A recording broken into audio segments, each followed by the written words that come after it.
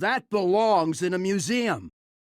Pointed out in the early turns, they do both have that Dr. Boom, they do both have that Jiraxxus at their disposal, and we're starting to reach the point of the game now where those cards can have an effect, and Hoej is going to go ahead and just be the first one with initiative, playing the first huge threat of the game onto the board, drops the Dr. Boom, and now he is firmly in the driver's seat here, demanding answers from his opponent.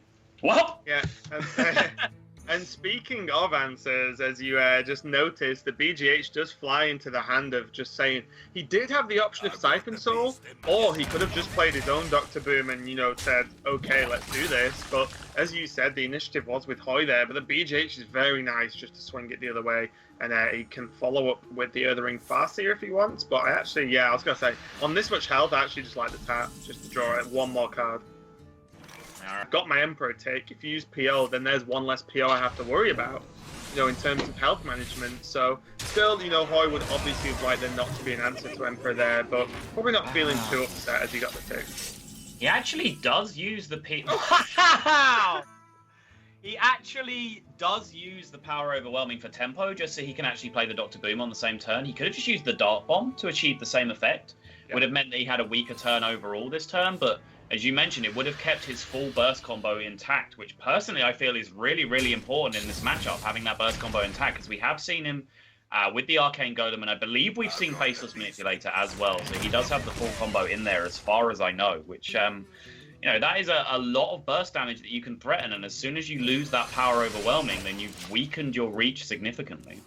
Yeah, and this is actually really interesting. You can trade the 2/2 in and coil, still make another token, and then you play like Mal'Ganis Soulfire next turn to win.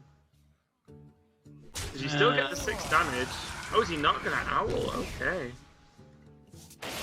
Yeah, it's interesting. I mean, Mal'Ganis and Push Face there just really sets up lethal a lot of the time, because of course you buff the Infernal by +2/+2 as well, so you'd be dealing 10 damage to face, putting your opponent down to 12. So pretty much any surviving board there, plus the Soulfire that you had in hand, would have ended up being lethal, but the Lotheb draw here is actually pretty big. Oh my... Well, is it? If he plays Lotheb and doesn't kill this 3/2... He's got to kill the 3/2, right? Yeah, he has to kill the 3. He has to kill or silence the 3/2, basically. He can also choose to Soulfire. Oh, he's dead! He's dead. He's dead. He's dead! He's actually dead. Oh my god, That's is insane. crazy. And he had 2 mana for Owl. He even had the mana. That's insane. I do not know why you would let that happen. This game is won. This game is won. I cannot possibly believe you would not play safe in that situation. Like, you don't need the